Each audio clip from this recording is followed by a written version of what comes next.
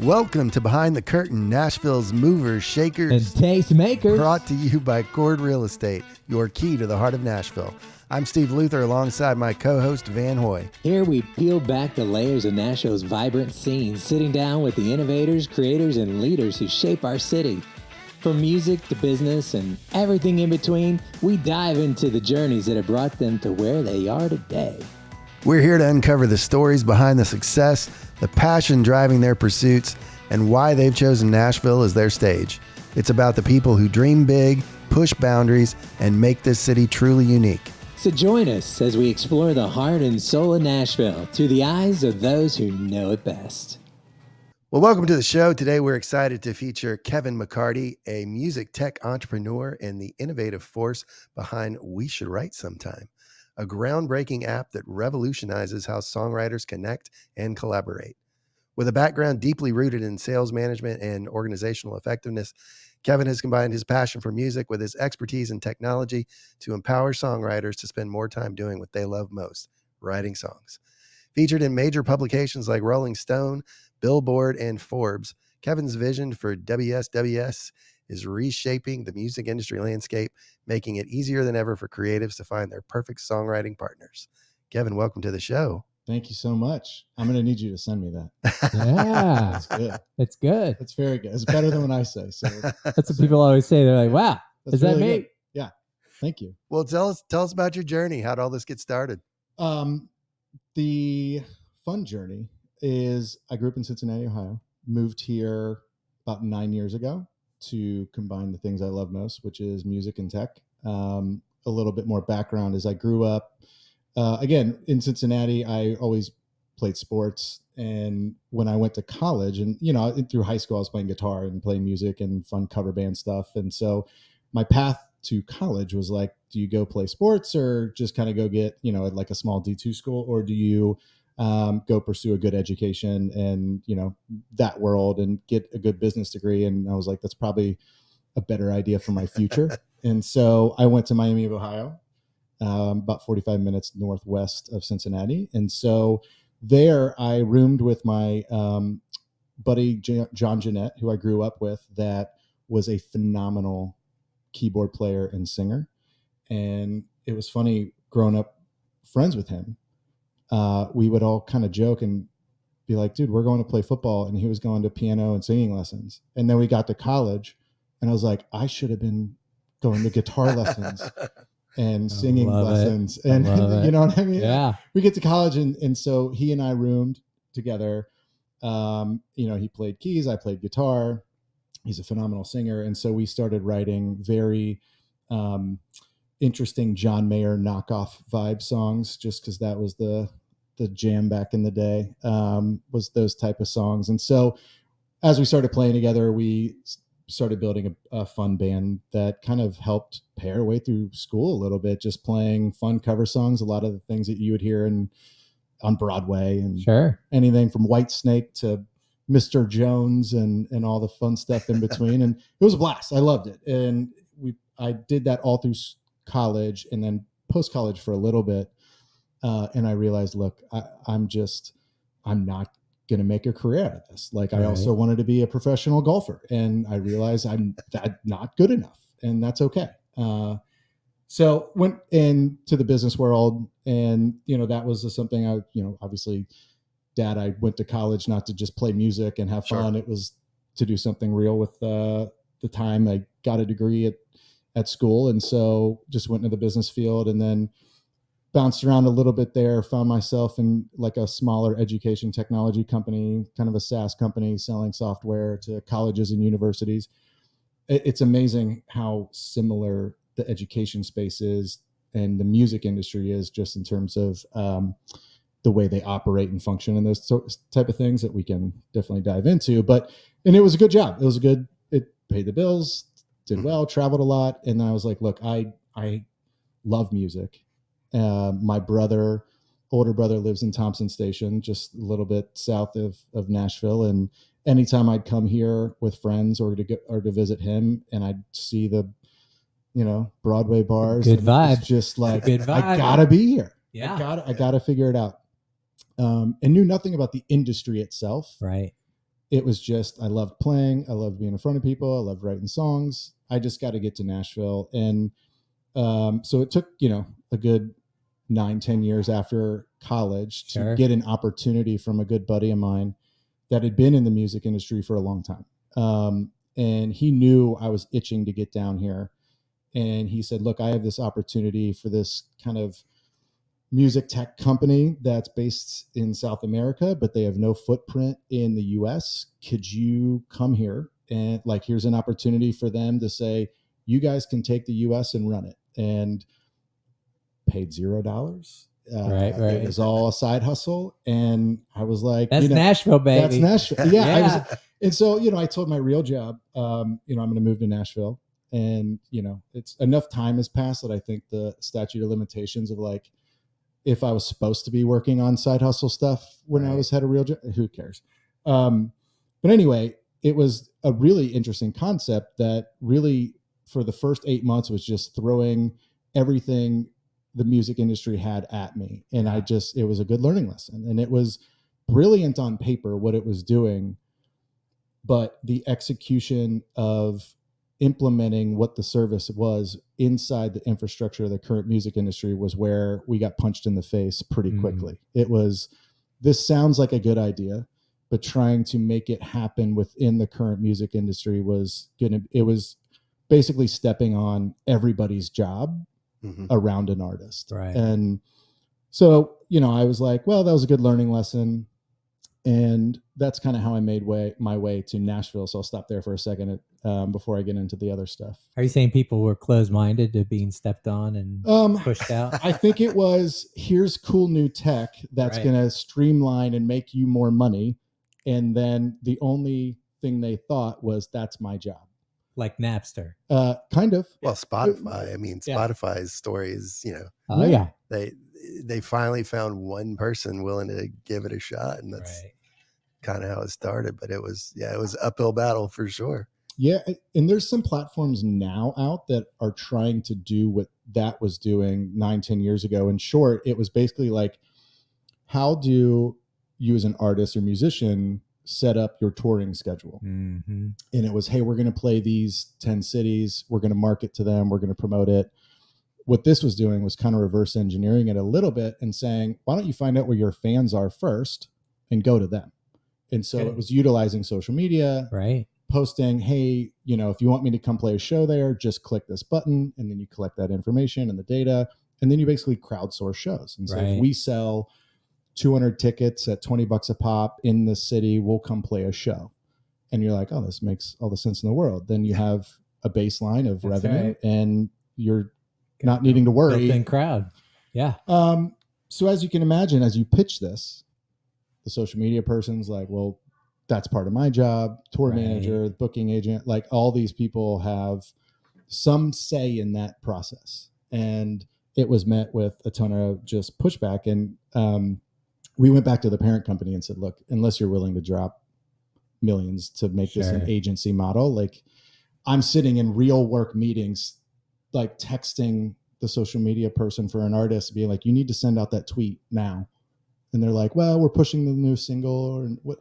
And so, it was just one of those, it wasn't scalable, but it was a good learning lesson. And during that time, I had a real good friend that grew up with he's been here for 25, 30 years and grew up with a lot of the writers and artists that are big now, but weren't big then. And he's not in music, but he was just around them all the time. They'd go to Tin Roof every night. And he became real close with them. And, an EP would drop and he'd ask them, he'd be like, hey, where was that one song? I loved that one song. Why didn't that make the EP?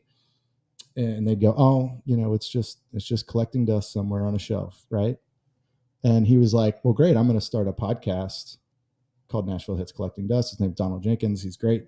And he was like, I want to interview, all of my friends that had all these great hits that are just collecting dust, but not talk about like, hey, how'd you write that story? It's like, what's your journey? Like, how'd you get from, to Nashville to, what's that kind of like more motivational side of it look like? But at the end, I want you to play a hit that you think's collecting dust that no one's ever heard. So it's kind of like, and he did like 30 episodes, and then I jumped on because I just wanted to be around songwriters and musicians and just listen, kind of be like, the sidekick on the side, like the Jamie to Joe Rogan kind of thing. And so it was interesting because I just got to learn and listen and just hear these songwriters, musicians talk about them coming to town, trying to find their crew to write music with, trying to find people to collaborate with. And I really didn't think anything of it. And so until my co-founder of We Should Write Sometime, Richard Casper, which we can get into, came to me with an idea, and he's got a much better story than I do. But it was just kind of like one of those serendipitous timing things of like what I was pursuing. Right. Was trying this music tech thing, side hustle that wasn't working. Just putting myself around songwriters and listening to their stories. And then my co-founder coming to me and be like, I think you're my guy for this. I love it. Yeah. Now, did you always have sort of that entrepreneurial, lean to you? 'Cause, you were willing to jump to come for a startup that wasn't really paying anything. So I'm kind of assuming, but it's very different starting your own versus going to work for somebody else. Yeah. When I thought about it, and I had to kind of go back and go, what was my kind of career journey? And it's fascinating how in entrepreneurship was kind of woven in between some of the first jobs that I had that I didn't even realize until kind of I started my own thing, where my first job was a very, make your family proud that you are a part of a 40,000 person big company, right. Suit and tie every day. You got a 401k and healthcare, and this is great. You show up and you work hard, and you could basically plan out until retirement. Right. It was the most boring stuff ever. But it's like, hey, it's a stable job. It pays bills, and people are like, oh, that's great. That's a great company, and it's big, and you can see career path. And I was like, I'm so bored. But what was interesting was at that company, I started in the sales role, which was a newer division within the bigger company. And so they basically were creating this brand new division.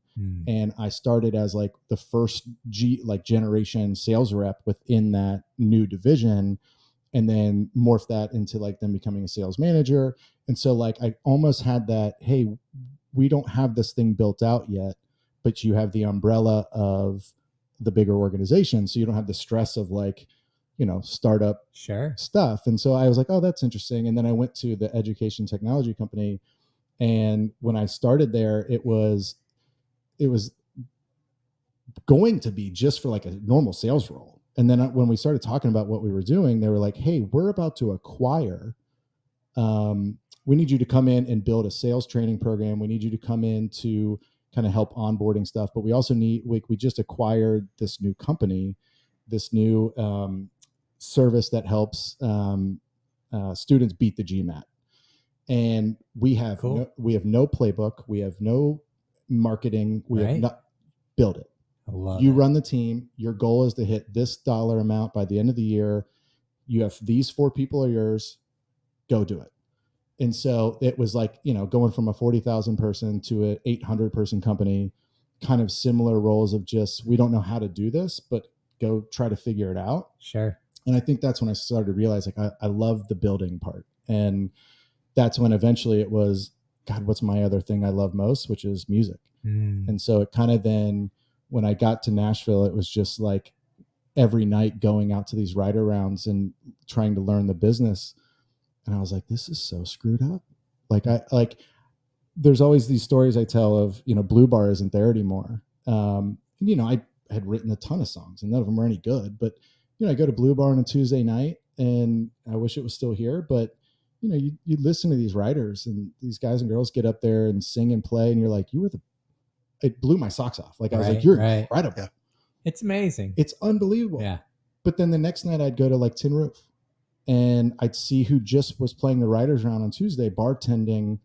That's right. At Tin Roof. That's right. And I was so confused, right? Like I come from the big, like it's a tech company and then like a bigger company. And I was like, these are the best songwriters I've ever heard. Yeah. I was like, why do you have to bartend? Do you like it? Is this your bar? You own the bar. They like, that's why you're working. You own it. And they're like, no, like this is, I'm a songwriter. Nashville. And so I got so like, I think angry of just being like, I want you to just write and sing songs. Like, I just want you to write songs. You're so good at it. And that's kind of my like that why a little bit of just like me writing some songs that people sort of connected with, but then getting in front of the best in the world and being like, if you're the top 0.001% of some industry, like you shouldn't struggle financially, you know? So I just didn't know. I was like naive about how the business works. Right. And I always joke, and I'm always like, I feel like Michael Scott from The Office came up with some of the how funny, you know, stuff for the music industry where there's like each song is worth 200%, you know, and you're like, I can just see Michael Scott sitting back and like, you know, where we're going to make songs, not just, we'll make them worth 200%. That's right. You know, and so anyway, so that's kind of been my journey to before Richard and I started the app, but it was just kind of that engrossing myself in the Nashville lifestyle and trying to just meet everybody. That's so good. You know? I know when I came here, I had a business degree from the University of Georgia. And when I got into the music business here, I was like, that was the 200% that just blew my mind. Yeah. And I said, I gotta take some more classes. So I enrolled at Belmont. I took every music business class they had. I was like, this makes no sense. Yeah. I mean, it's got a long way to go, and you know, we can talk about, and this is definitely, I don't even like getting on to like pitch the app, but I think it's one of those where there's just a lot of inefficiencies that with simple technology, like can help the songwriter spend more time writing songs versus like, how do I navigate the business? And if someone asked me in Ohio, if you know, are you with BMI or ASCAP? Right. I'd be like, what the hell does body mass index have to do with music? I was like, I don't know. Why are you even asking? And I've had friends that moved here to town and would play on Broadway. And I'd ask them, I was like, which performing rights organization are you with? And they're like, still trying to figure that out. I was like, what do you mean? I was like, you've been playing your stuff, you know, like, they're like, I just don't know which one and why and all this stuff. And so it was just like, I just want to help songwriters not have to worry as much about the business admin logistical side of it. And so I always equate it a little bit to, you know, Shopify and how they build a platform to help small business owners run their business. Not, you know, if you make great belts and want to sell belts or something, they're not like, here's how you got to make great belts. It's hey, we're going to help you with the website design and invoicing and all this stuff no one wants to deal with. Right. Although there are advocates at BMI and NASCAP and ZSEC that will work hard for your 100%. And that's like where 200%. Yeah, 200%. They will give 200%. That's right. And we've had a handful of conversations with most of them, and even with SOCAN and Canada, and just because you know, and the MLC here in town did a great webinar with us, because I would so like when you download the app, I'm your first connection, kind of like old school Tom of MySpace. I like that. And it gives me like real direct I still have feedback. My MySpace, by the way. I do. God. Do you know who's in your and top? My AOL? Huh? Oh yeah. Who's your top 8? Ooh, I don't remember. I should look at it. I should reopen it and look. Yeah. I mean, there's people that pump 30 million into that to revive it. But anyway, can you still log into MySpace? Yes, I can. Oh, jeez. I sure can. I always joked with people, and I was like, they're like, I don't know how to code. And I go, did you ever have a MySpace? And they're like, yeah. I go, did you ever put like songs in a backdrop on there? I'm like, then you know HTML. Wow. You're a coder. Hey, I'm a coder. You know, Steve. you're a coder. Yeah. You know, what's the song going to be? I feel good about myself all of a sudden. You should. But it's interesting, right? Because like it gives me kind of that direct connection to the users when they log on, and they'll ask me some questions, and it's at this stage to hear back from you. A lot of them go, is this a robot? And I was like, well, the first message is, but this is really me. And cool. It's just, you know, it's good user feedback. It's good kind of understanding some of the gaps in the educational part where I'll get, you know, I've got a song for Dolly Parton. How do I get it to Dolly? Right. You don't. Yeah. There's a process. But it's good. No unsolicited material. Right. And what's funny is I respected the lady that reached out, because I said, like, this is kind of how it works, and Right. Because they don't know. they don't know. And I said, look, I've never been one to obviously think conventionally. I go, find out who the manager is and just reach out. But like, just see what they say. And she got back to me like 2 weeks later, and she was like, what you said was right, but she did get back to me, and that meant a lot, that she got back to me and said, like, hey, we don't take unsolicited material. Right. The publisher or the team. I was like, We it's worth a shot. stamped it. Yeah. Mail. We would stamp. No, it's listed. Send it back. Yeah. Because if you opened it and your band came out with a song that had anything similar, you were in for a lawsuit. Yeah. There's liability. We had to protect. We were that line of defense. Yeah. With our stamp. Yeah. So, that's kind of been my journey. And I think, if you want, I can get into my co-founder's journey. That's way better than mine, of how we kind of, like, without him, this wouldn't have happened. Well, he's not here. We're here to talk about you. I'm fine with that. You said he came to you with this idea. Expand on that a little bit. I know I came to Van with an idea, but it took me multiple pitches. How many years did it take me to I was like, what are you finally talking? convince you? Like, real estate wasn't crazy. All I know is music. What are you talking about? I love a good whiteboard set. That's it. And it actually is involved in the story. And that's why we have whiteboards all over the place around here. You never know. It actually goes back to the very beginning. I love it. He literally showed up at my house with a whiteboard. I'm sure there are pictures. Yeah. There's got to be. Set outside. Yeah. After this, I'll show you I had one of the interns do like a TikTok of like our old wireframes that we drew versus what it is now. But no, Richard came to me and was like, hey, you might be the guy for this. And so his quick, long backstory is, like, he grew up in a small town outside of Illinois, like graduating class of 22, right? And he went on to the Marine Corps and he guarded. Once 9/11 happened, he joined and enlisted to the Marines, and his goal was to go fight for the country. Right. He ended up guarding George W. Bush at Camp David for a while. Wow. And navigating that space here on the U.S., but he wanted to go fight. And once he got deployed, his Humvee was blown up 4 times within the matter of 3 months. And that left, and he held his best friend that got shot and killed beside him. And and so this was in a very short time span of serving. And so, they, just said, hey, you're unfit to serve. And he was left with left traumatic brain injury. And so when he came home, he was dealing with that. And, coming from a small town, like his next step was like, well, I want to, figure out how to deal with this, but I also want to get involved with, the FBI, CIA, some 3-letter agency, and pursue my career. And, and he always says in his talks that if 0 was killing herself and 100 was being totally fine, like he was at a 9. And like, there's a lot of details in this, but the short of it was like, to get into the 3-letter agency, you had to get a degree. And he was like, well, what's an easy degree to get? And he went to a small community college and did like art. And he was like, this way I don't have to talk to anybody. I can just do art and all this stuff. And that unlocked what he's doing now in him. Is like, he started doing painting and sculpting and those things. And like, what was coming out of him was him able to tell his story without telling his story.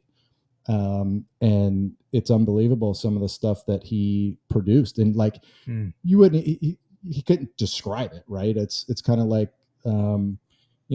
okay, how did you do that? And he's like, I don't know. I just did it. Sure. And he was able to kind of start opening, like that was his healing process, was being able to tell the story. So we got into the Art Institute of Chicago. Wow. Where George O'Keeffe went, and all these, it's amazing. He got a 3-letter degree to get in a 3-letter agent. Exactly. ART to CIA. Yeah.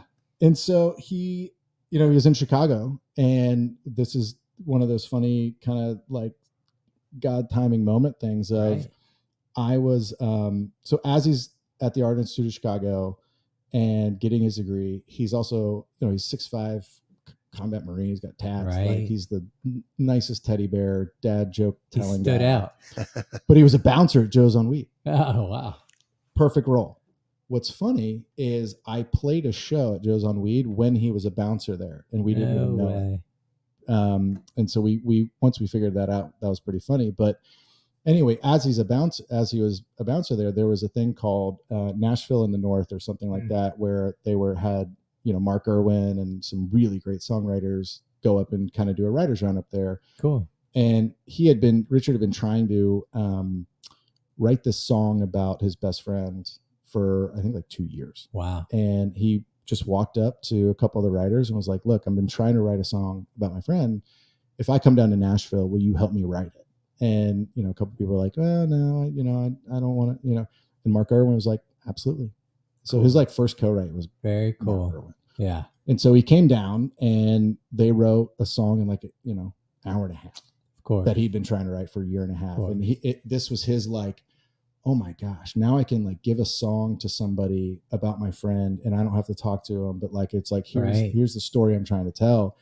And that was his way of dealing with his PTSD and just his therapy. And so, fast forward 10 years now, the organization's called Creative Vets. And so now there's like 2 main programs, but a bunch of little ones, but they fly in combat disabled veterans to write with big songwriters here in Nashville. Wow. Very cool. The back of the Grand Ole Opry, Big Machines, their admin partnership. And so like this, if you go, hey, Alexa, play songs for veterans, it's all Creative Vets music. And so, Vince Gill's like lended their voice on some of these songs. And anyway, so like what he has done for veterans is just kind of create these programs of like sending them to art schools all across the country, fully expense paid, credits, and doing the songwriting stuff. And so when we first met, it was within basically a week or 2 of us both moving here at the same time. And the buddy that kind of called me for the side hustle thing was like, hey, you got to meet this other guy I just ran into, I think, at church. And he was starting this new nonprofit to getting writers to write with veterans. And Richard's never drank a drop of alcohol in his life. And I loved going to writers rounds every night, and he needed to go out every night till 2-3 a.m. to meet songwriters, to be a part of his nonprofit. So I had a DD for a really long time because he would come pick me up and we'd go Whiskey Jam Monday and then like Lisa Rowe Variety Show Tuesday. And like it was amazing. It was like my escapism, but I loved it. And he'd pick me up and we became really, really close. And like through my journey of, the side hustle and the podcast stuff. And just like when he came to me, he said, look, because I met my, wife on Bumble. She likes to say church. We met at church and we met on Bumble. That's so funny. And sweetest girl in the world. But he goes, look, like she's got a great job but it's, a corporate job and she's got a 9 to 5. And he goes, look, like I got to go out every night, but I want to spend more time with her. You might be the guy for this because 1, I need to find songwriters to be a part of Creative Vets, but also I need to give a tool to these songwriters that come into the program, a way for them to connect with other songwriters to kind of continue the writing and the healing and the therapy part of it. And I said, man, like what I keep hearing on the podcast and like from talking to songwriters is the challenge that they've had of finding the right co-writers. Songwriting's a lot like dating. Get in a room and you're like, man, I wish I would have known more about you before we spent 3 hours. And, it's not the right skill set. It's not the right genre. If I could and I was like, I think this is a much bigger problem. And, he had, and just around that time, he went out to LA to do something out there and he ran into a writer that was signed under Universal. And she was like, I'm so jealous of what you guys have in Nashville because you can find writers anywhere. Like if I don't write unless my, publisher sets it up and there's not like the same community. And, that's right. And I was like, there's nothing out there that's specifically focused on just connecting songwriters. There's obviously organizations that have parts of it that help connect songwriters. There's apps that help connect musicians. Like, I need a bass player. Well, once you have a bass player, then you kind of don't need the app anymore. And so it was kind of understanding like we're going to be very niche and focused on this and just go, songwriting is a lot like dating. People are familiar with the swiping. it's obviously a problem. And if you're not in Nashville, kind of good luck. Like it's just not a thing.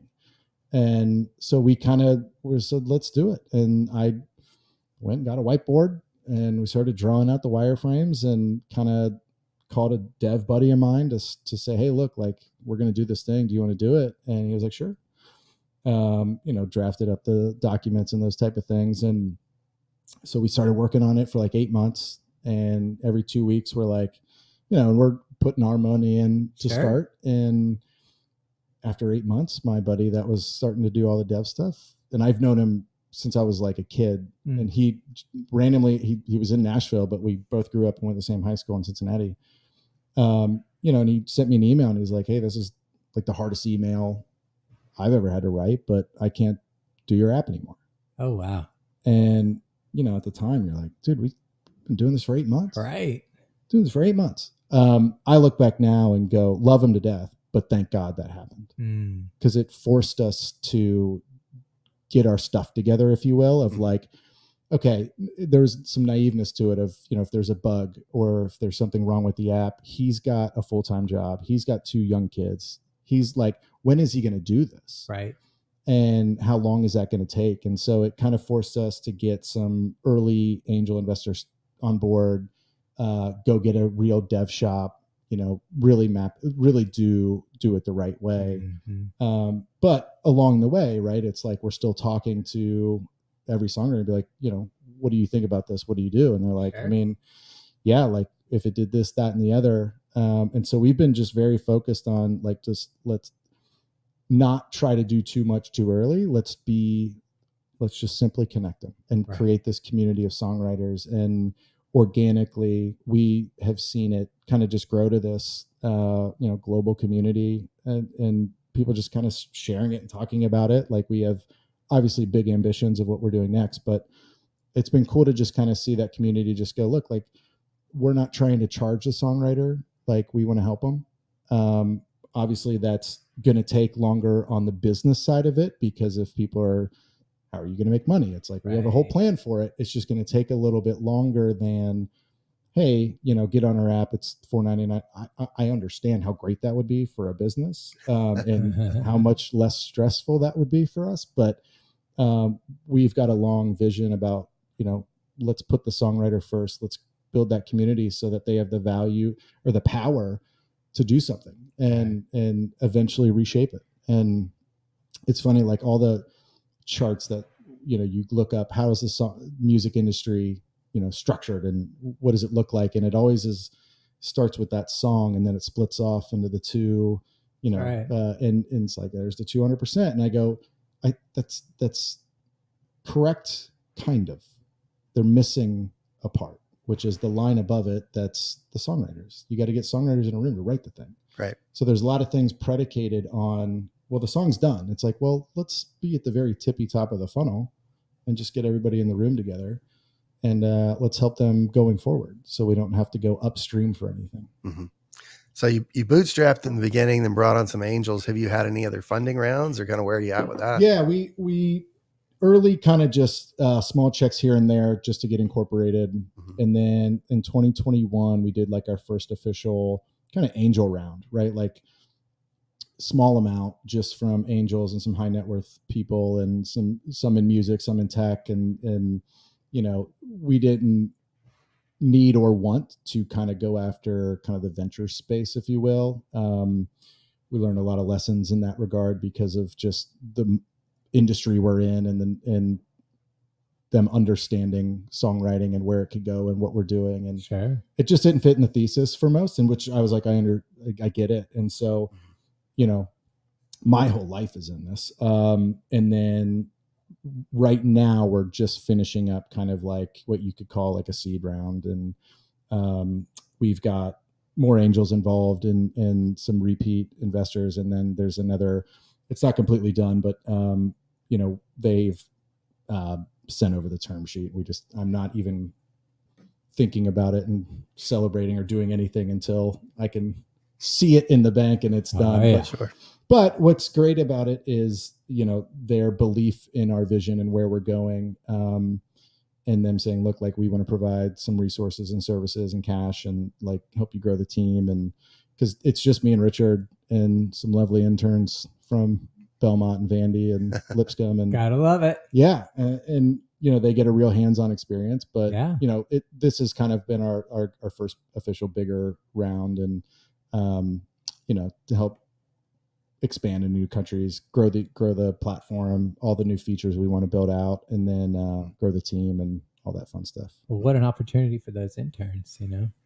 Yeah. Huge. In the interviews, I'm like, this isn't I need coffee. It's right. It's like, you own doing it. TikTok. Yeah. Go. I was like, I'm not going to dance, but like, you know, if you need me for something, right, let me know. But you know, make it, you know, Duolingo-ish type of vibe Sure. of, you know, just I don't get a lot of it, but keep me cool, keep me hip. Yeah. You know, if there's a term that comes out that I need to know, let me know. But yeah, I'm like, you guys need to be hands-on with this whole thing. That's good. Yeah. So has there been a lot of you know, push from the investors to focus more on how to monetize it versus the artist experience? Oh, you get pressure from the money people. You know what? Not really. And I think it's having real conversations. Like most of them are kind of silent and just like, you know, we love this idea. We love you guys. That's good. It's doing a thing. It's not so much money where it's like, right. you know, like this, right. They understand.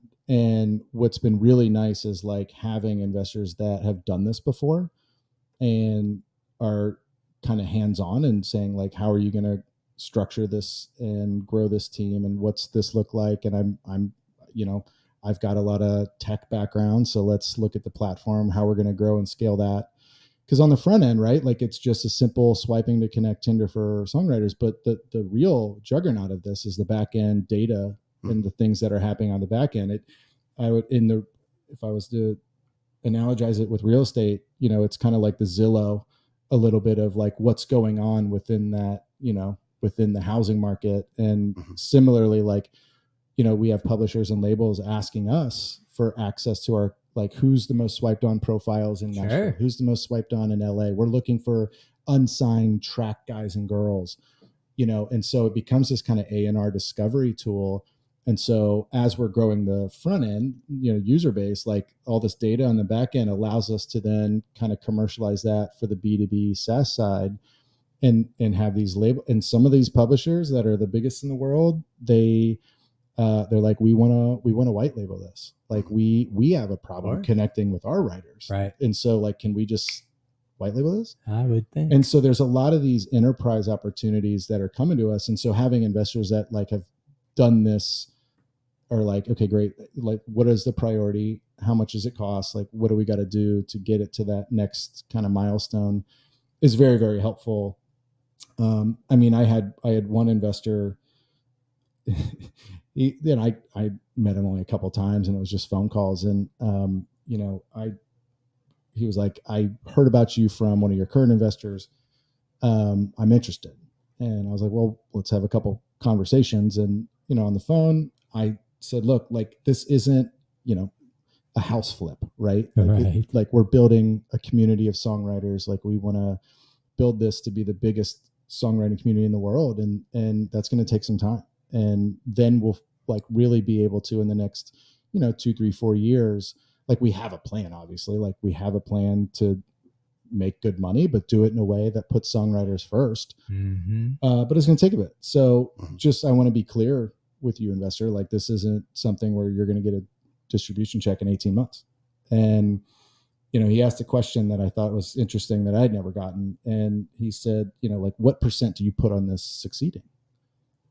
I thought about it for a second and I was like, I kind of laughed, and cause you know, if he does invest, great. If he doesn't, like, I don't know. I just, right. Second conversation. I said, look, and I said, I have no other option. You know, I don't know what % you want to put on that. I got everything I've made from my past jobs is in this bad boy. And so I got no other. That's good. Yeah. And it's 200% going to work. It's 200. That's exactly right. 200%. That's why I don't know what % you want to put on that. But like the option for failure, just for me, isn't going to be there. And I'm not saying that to be like the cheesy entrepreneur guy, but it was the truth to him. And he was sending my check tomorrow. I love it. I mean, because I was like, dude, I really don't. I'm not like, That's well, if right. this doesn't work, I'm like, dude, it's. I mean, my old financial guys are like, you're going to get crushed if you. And I was like, if you pull this money from somewhere. I was like, no, I know. I was like, well, and the reality is, this is gonna happen. Might as well be you, right? Because it's gonna happen. It's a great concept. To me, it's a simple way to start fixing a complex problem. Right. And it's just swipe. And, as creatives, it's, let's not make them use or do something a way that they're not familiar with. And if it was just, hey, I know how to swipe, I get it.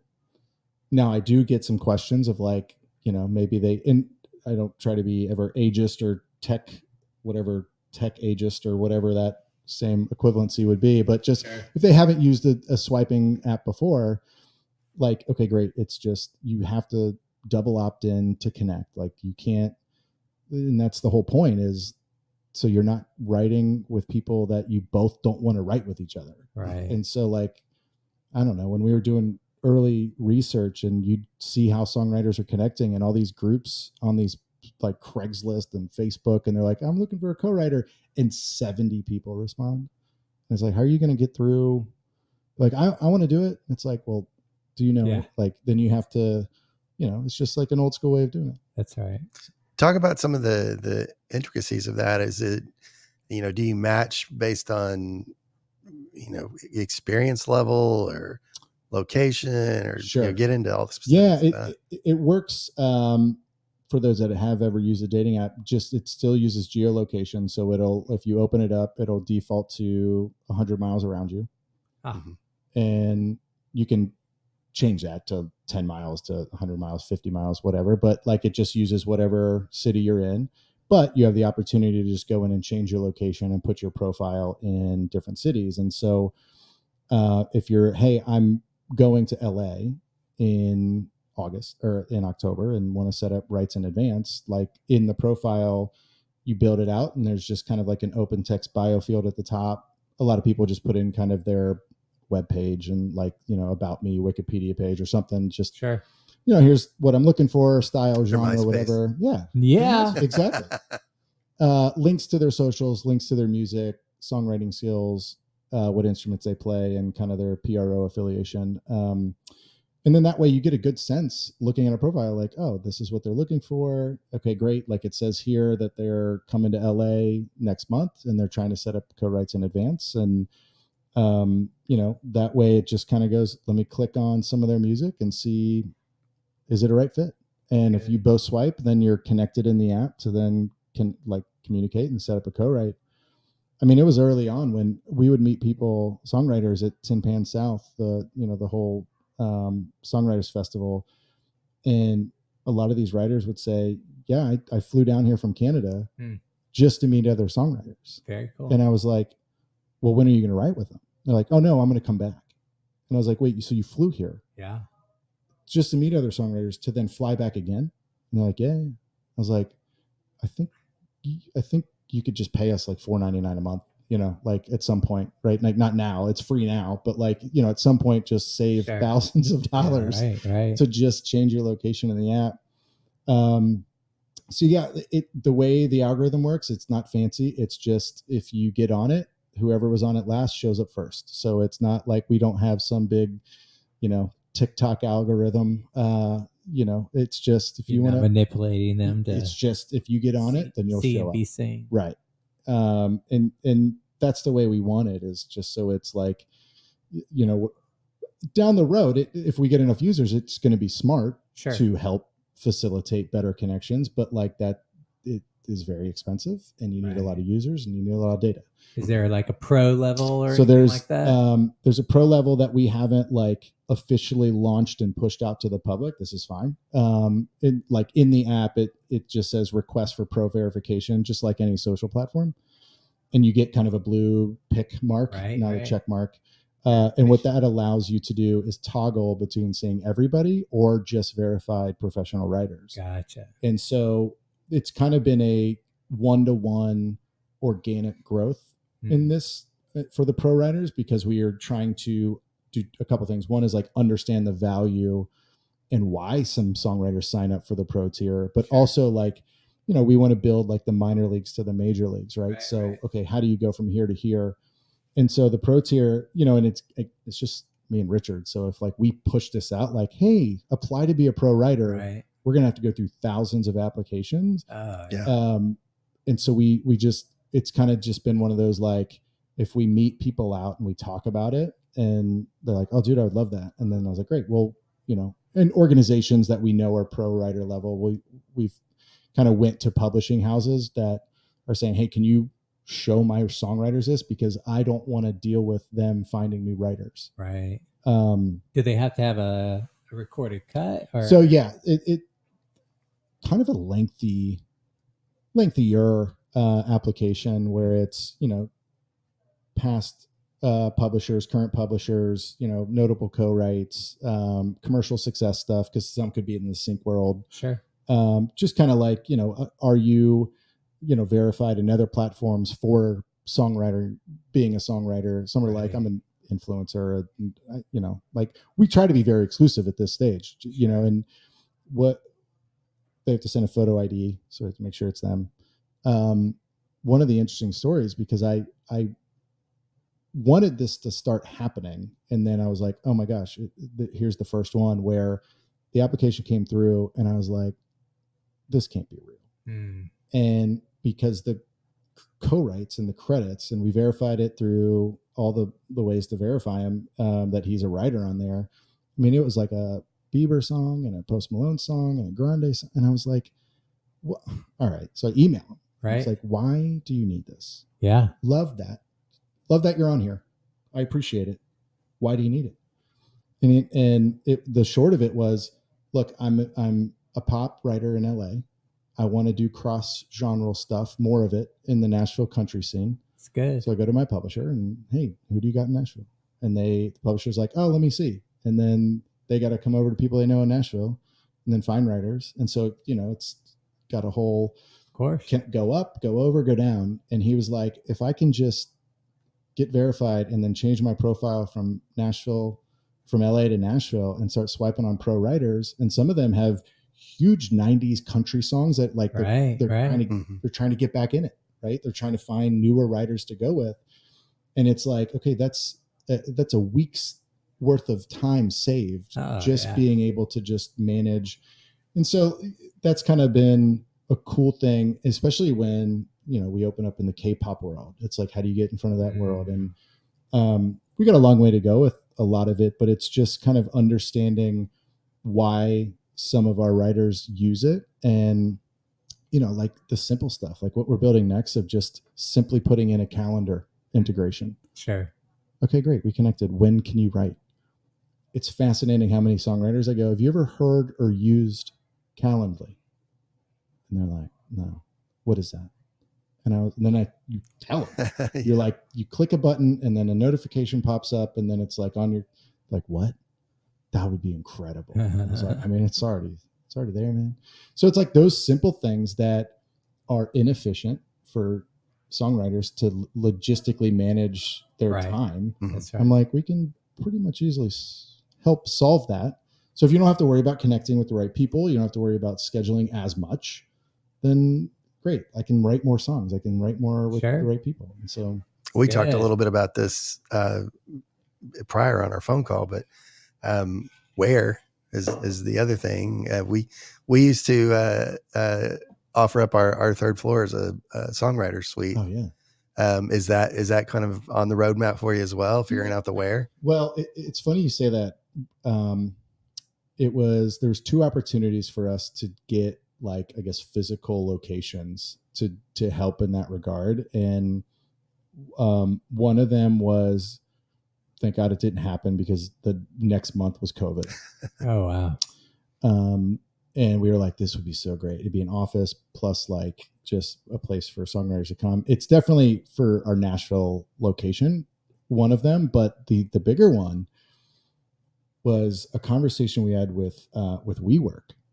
And there was a random fluke connection here in Nashville that kind of got bumped up, and this was before the whole WeWork thing happened. Right. They were like, hey, what if, because where songwriters are in the major hubs, LA, New York, Nashville, Austin, Atlanta, like, is there a partnership of, hey, connect on the app and then go right into WeWork? I was like, yeah, we can easily do that.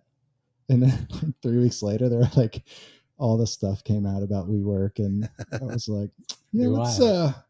But it makes a lot of sense, right? Like, I think that's the power of, at this stage, right? Like, understanding the value of the data that comes in and go like, okay, great, this makes a ton of sense for us to partner with some people and or set up but that then spiderwebs into a lot of other challenges. And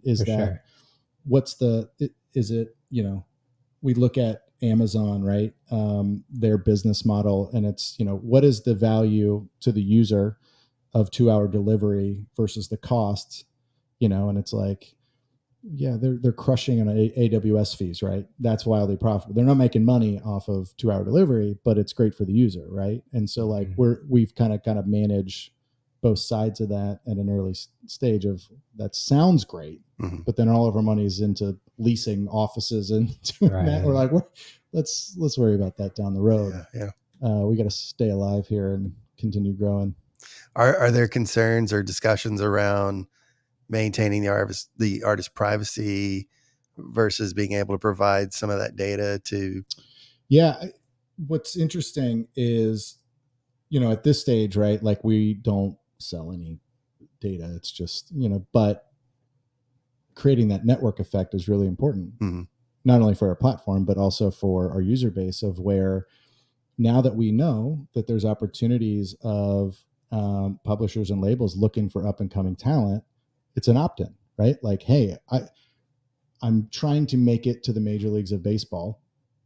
Like, I want to be, how do I get to single A and then double A and triple A and move up? Sure. Some just want to play backyard baseball, and it's like, just hang out with friends and do your thing. Right. But if those that are trying to take it seriously, and it's like, great, here's how you can get in front of the right people to help grow your career. Just kind of like that, the story I always talk about, when the girl got a pub deal from being on the app, and she was in Atlanta. And so like, it was just connecting the right people and us being able to facilitate the platform to, put some gasoline on that on a consistent basis to just help promote those songwriters. And I mean, the data is, here's their socials and streams, like, it's not anything too personal. It's, they play guitar, right? And so like, obviously at some point the advertisement comes in play, of like, here, okay, Guitar Center, you're going to be in front of the thousands of guitar players within 10 miles of you. Sure. That makes a lot of sense. But from the like personal data stuff, like the vision part of this is where it's going to take some time, but it's like, I get frustrated when I know songwriters that are writing to be pure songwriters for artists. They're like, look, I don't want to be the artist. Like, I just want to get in a room and write great songs for great people. And they're frustrated because they go, the only way I am told that I can make it is go blow up on TikTok.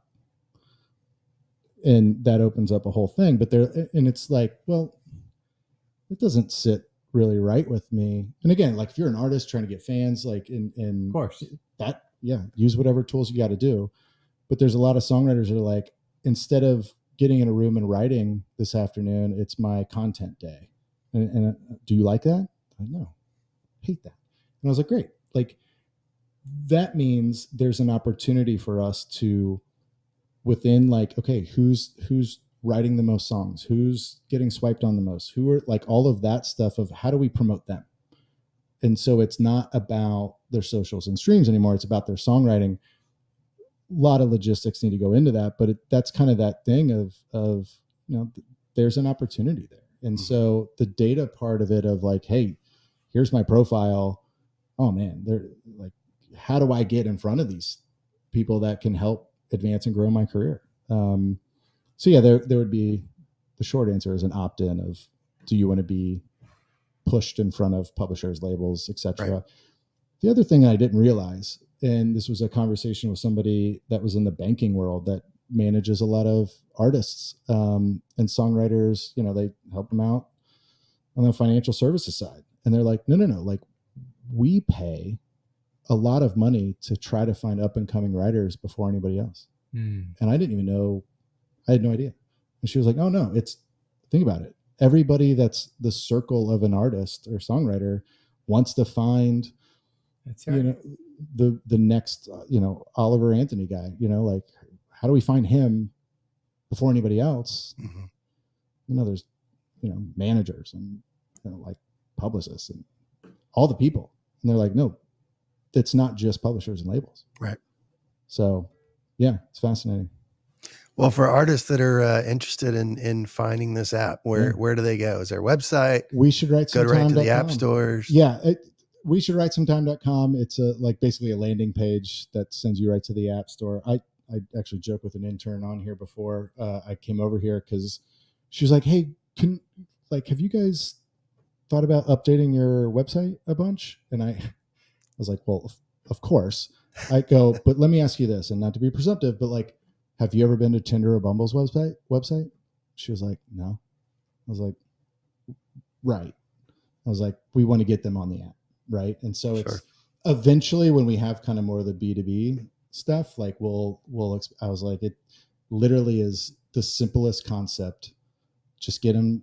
We should write sometime.com, links to the app store and Google Play, and it's free. Download it. Rock and roll. Yeah. Well, Kevin, it's been a pleasure. Yes, it has. Thank you. It's been great. We look forward to hearing all the successes and all the amazing songs that come out of this platform in the future. I think he fully fulfills the name of our podcast. Yeah. Behind the Scenes. Wow. Nashville's movers, shakers, and taste makers. Except it's behind the curtain. Oh, I get it wrong every time. Every time. I don't even do it on purpose. I love it. That's great. Well, thanks for coming out. Thank you for having me. And with that, we will see you guys next time. Well, that's a wrap on today's episode of Behind the Curtain, Nashville's movers, shakers, and taste makers. We hope you've been inspired by the stories of passion, perseverance, and innovation right here in Nashville. A big thank you to our guests for sharing their journeys and to you, our listeners, for joining us. And of course, our gratitude to Accord Real Estate for making this conversation possible. Don't forget to follow or subscribe to our podcast on your favorite platform. Thank us. Yes, you did. Oh, I guess I did. Well, thank us. Okay. Like I was saying. Oh, yeah. Don't forget to follow or subscribe on your favorite platform to catch every episode and hit that notification bell. We've got plenty more fascinating guests lined up, ready to share their insights and inspirations. And we love hearing from you, so reach out to us with your thoughts, questions, or suggestions for who you'd like to hear from next. Until next time, keep chasing your dreams and making your mark in Nashville. Oh, my goodness. Remember, Am I talking to Casey it's Kasem? the people behind the scenes that make the city shine. I love it. Take care. See you behind the curtain.